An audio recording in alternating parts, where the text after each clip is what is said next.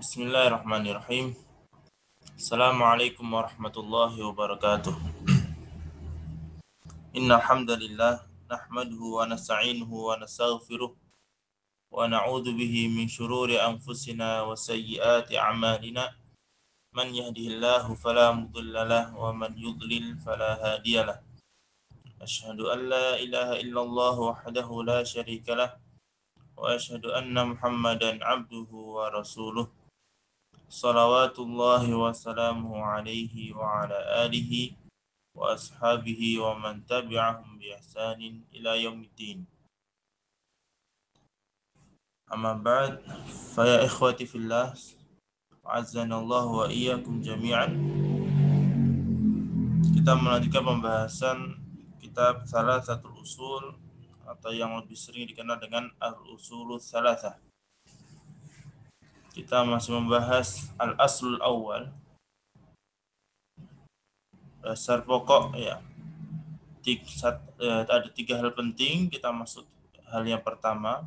Hal penting pertama yang wajib diketahui oleh setiap manusia adalah ma'rifatul abdi rabbahu. Ma'rifatul abdi rabbahu. Seorang hamba mengenal Rabbnya. Seorang hamba mengenal Rabbnya. Dan makna Ar-Rabb adalah Al-Khaliq, Al-Mudabbir, Al-Malik. Makna dari kata Rabb sendiri adalah pencipta, penguasa, dan pengatur. Alam semesta ini termasuk yang memberi rezeki. Dan selain Allah disebut dengan makhluk atau marbub. Dan kita semuanya adalah bagian dari makhluk Allah Azza wa Jalla. Kemudian Asy-Syaikh rahimahullahu taala di sini menyebutkan war-rabbu huwal ma'bud. Ar-Rabb, zat yang mencipta, zat yang mengatur, zat yang menguasai, dan zat yang memberi rezeki. Dialah yang berhak untuk diibadahi. Ya, dialah yang berhak untuk diibadahi. Jadi dalam artian barang siapa atau apapun atau siapapun yang tidak punya kekuatan atau kekuasaan, tidak bisa menciptakan, tidak bisa memberi rezeki, mengatur rezekinya, tidak menguasai atau memiliki ciptaannya, maka tidaklah berhak untuk diibadahi. Karena itu kalimat la ilaha illallah, tiada sesembahan yang berhak diibadahi kecuali Allah Azza wa Jalla, karena dialah al-wahid alladzi yurabbil makhluq yurabbil alamin. Dialah satu-satunya yang memiliki, mengatur, dan menciptakan seluruh alam semesta. Asy di sini membawakan sebuah ayat ya, dari surah Al-Baqarah. Wa dalilu qauluhu ta'ala, dan dasar dari kaidah atau ungkapan ini adalah firman Allah Ta'ala, ya ayyuhan nasu u'budu rabbakumul ladzi khalaqakum wal ladzina min qablikum la'allakum tattaqun alladzi ja'ala lakumul arda firasyan was samaa'a binaa'a wa anzala minas samaa'i maa'an fa akhraja bihi minats thamarati rizqan lakum fala taj'alu lillahi andadan wa antum ta'lamun.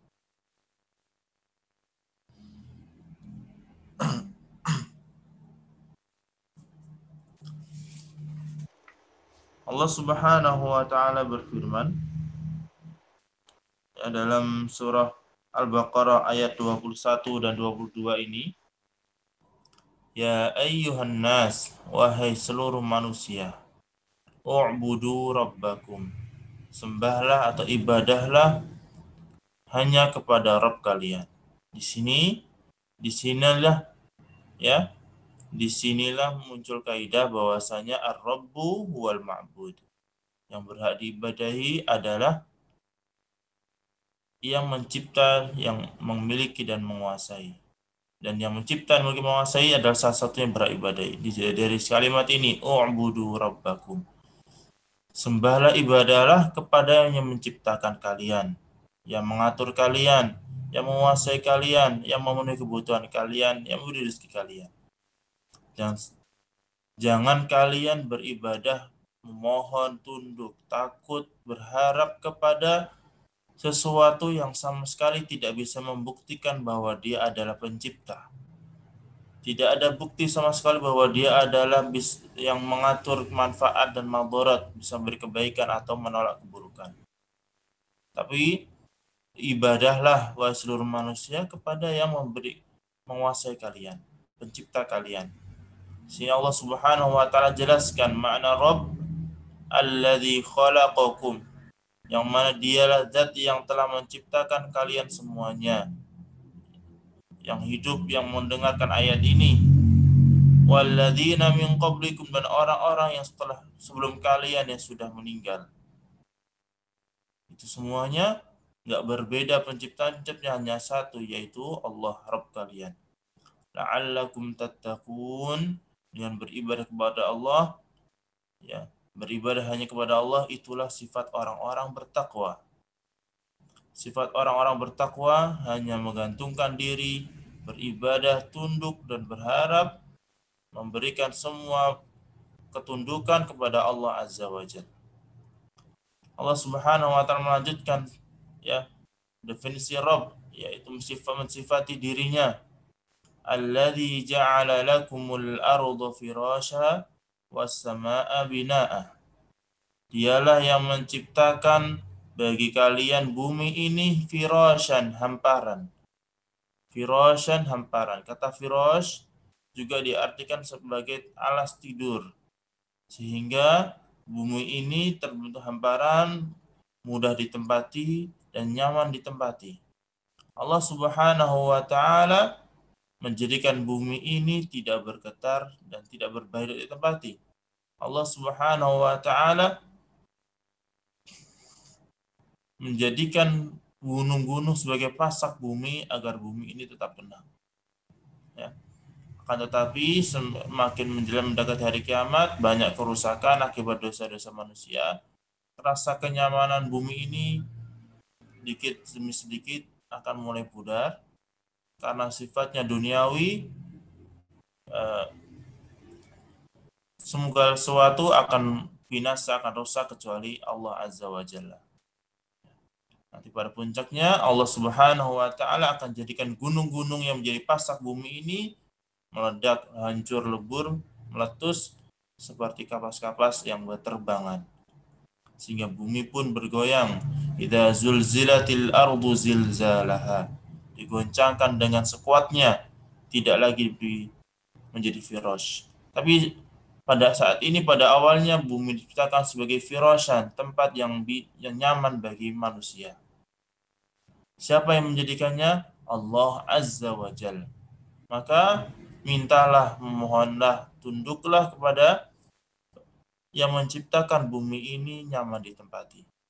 Was-samaa'a binaa'a. Dan Allah Subhanahu wa taala menjadikan langit sebagai binaan, sebuah bangunan atau sebuah atap. Ya, dijelaskan juga dalam surah Al-Anbiya ayat 32. Allah Subhanahu wa taala berfirman, "Wa ja'alna as-samaa'a saqfan mahfudha." Dan kami jadikan langit sebagai atap yang dijaga. Wa hum an ayatiha mu'ridun. Tapi banyakkan manusia mereka lalai atau tidak peduli dengan apa yang Allah Subhanahu wa taala berikan kepada kita semuanya. Binaan, menjadi tameng, sehingga banyak mara bahaya yang bisa menghancurkan penduduk di muka bumi terhalang oleh as-sama ini. Siapa yang menciptakan ini? Allah Azza wa Jalla. Ar-Rabb, dialah Ar-Rabb. Maka ibadah kita harus diarahkan kepada Allah Azza wa Jalla. Wa anzala minas sama'i ma'an. Dan dialah yang menurunkan dari langit berupa air. Yang menurunkan air dari langit. fa akhraja bihi minas samarati rizqan lakum. Dan dengannya Allah mengeluarkan atau menumbuhkan buah-buahan, rizqan sebagai rezeki bagi kalian. Allah Subhanahu wa taala menurunkan rahmat, sumber rezeki yaitu air dari langit, ya. Yang dengannya manusia minum, yang dengannya hewan-hewan ternak minum, yang menyediakan daging buat manusia, yang dengannya tanaman-tanaman tumbuh dan mengeluarkan buah-buahan dan sayur-sayuran bagi manusia. Siapa yang menciptakan dan memberikan rezeki ini semua? Allah. Maka tidak patut dan tidak layak kita menjadi hamba yang sombong, tidak menundukkan diri kepada Allah Azza wa Jalla. Fala taj'alu lillahi amdada. Maka jika kalian sudah mengenal Allah Azza wa Jalla dengan segala nikmat dan kebesarannya, karunia dan rahmatnya, serta kekuasaannya, maka jangan sekali-kali kalian menjadikan anda dan sekutu bagi Allah Azza wa Jalla. Wa antum ta'lamun, dan kalian sadar akan hal itu. Kalian tahu akan hal itu. Orang yang berpikir akan tahu bahwasanya pencipta alam semesta ini adalah Esa, dialah Ar-Rabb, dialah Allah. Adapun sembahan-sembahan selain Allah, mereka sama sekali tidak menguasai alam semesta ini. Bahkan untuk menguasai diri sendiri, mereka tidak mampu. Dha'fat talibu wal matlub. Lemah sekali orang yang meminta sesuatu kepada selain Allah, dan yang diminta pun baik patung, pohon maupun bebatuan, itu mereka sendiri juga makhluk yang lemah. Yang minta dan dimintai, yang beribadah dan diibadahi, yaitu selain Allah, adalah makhluk yang lemah. Bahkan untuk mengusir lalat yang nempel di muka Tuhan sebut, sembahan sebut, sama tidak bisa mengusirnya. Ikhwati fillah azani Allah wa iyyakum. Ya. Ayat ini adalah bukti bahwasanya kita harus mengenal Allah Azza wa Jalla. Karena menjadi kewajiban kita sebagai manusia, sebagai hamba Allah. Kita harus mengenal Allah. Mengenal Allah dari ayat-ayat yang Allah Subhanahu wa taala wahyukan kepada nabinya dan menjadi penerang jalan kita. Dan dari ayat-ayat ini Allah Subhanahu wa taala meminta kita untuk merenungkan alam semesta yang menjadi makhluk besarnya, yang mana tidak mungkin mengatur alam semesta yang sebesar ini, yang seindah ini, kecuali zat yang maha perkasa, zat yang maha memiliki. Dialah Al-Malik, Ar-Rabb, Allah Azza wa Jalla. Ketika hati kita mengenal Allah, ketika hati kita mengenal betapa besarnya Allah, betapa kuasanya Allah, dan siapa diri kita adalah hamba yang lemah, yang hanya bisa bergantung kepadanya, maka akan muncul dalam hati rasa ubudiyah, beribadah, tunduk, berharap, takut hanya kepada Allah, hanya kepadanya Allah semata. Ketika hati tidak mengenal Allah, maka akan muncul hati yang keras, hati yang menolak, yang menolak beribadah, yang menolak tunduk. Akhirnya muncul dalam dirinya, di orang tersebut, kesombongan, pembangkangan, perlawanan. Karena sama sekali tidak mengenal Allah Azza wa Jalla. Maka hal ini sangat-sangat penting. Karena inilah yang akan ditanyakan kepada kita ketika kita pertama kali masuk ke alam barzah. Ketika kita pertama kali meninggalkan dunia, kita akan ada pertanyaan, Mar Rabbuk, siapa Rabbmu? Hati yang selama hidup di dunia tidak mengenal Allah, sehingga memunculkan rasa ubudiyah, maka tidak akan mampu menjawab pertanyaan tersebut. Walaupun pertanyaan itu sudah kita persiapkan. Karena yang bisa menjawab adalah orang-orang yang mewujudkan pengetahuan tersebut di kehidupan dunianya.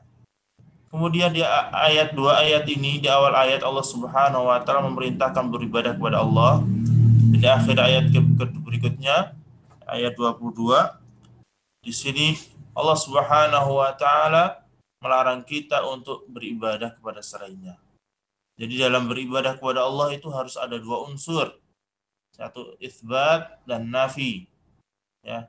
Kalau kadang Allah rangkum dalam kalimat la ilaha illallah, la ilaha tiada sesembahan, itu fala taj'alu lillahi andada. Artinya jangan menyembah kepada selain Allah. Kemudian illallah, hanya kepada Allah. U'budu rabbakum, beribadahlah hanya kepada Allah. Di ibadah kita tidak diterima di sisi Allah. Tidak dikatakan ikhlas jika niat kita tidak ada dua unsur ini, yaitu beribadah hanya kepada Allah dan menghilangkan, meniadakan peribadatan apapun itu kepada selain Allah. Ya, ini ada tauhid dan menghilangkan syirik. Nah.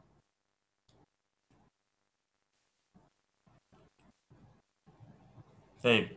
Demikian pertemuan kali ini. Semoga Allah Subhanahu wa taala senantiasa membimbing kita dan beri taufik kepada kita agar menjadi hamba yang tunduk, hamba yang senantiasa mengenal Rabb-Nya dimanapun dia berada, ketika sendiri maupun di keramaian, ketika dalam kesusahan maupun dalam kesenangan, ketika dalam kondisi jatuh maupun kondisi bangkit. Semoga Allah Subhanahu wa taala menguatkan hati kita, hati yang salim, hati yang sehat, hati yang selamat, yang Allah Subhanahu wa taala siapkan bagi hati ini kehidupan yang sempurna kenikmatannya, yaitu di surga. Semoga Allah Subhanahu wa taala menggolongkan kita menjadi hamba-hambanya yang saleh, yang senantiasa bisa mengambil pelajaran dari ayat-ayat Al-Qur'an dan ayat-ayat kauniyah, yaitu ciptaannya. Barakallahu fikum wa sallallahu ala nabiyyina Muhammad wa ala alihi wa ashabihi wa akhiru da'wana alhamdulillahi rabbil alamin. Wassalamualaikum warahmatullahi wabarakatuh. Waalaikumsalam warahmatullahi wabarakatuh.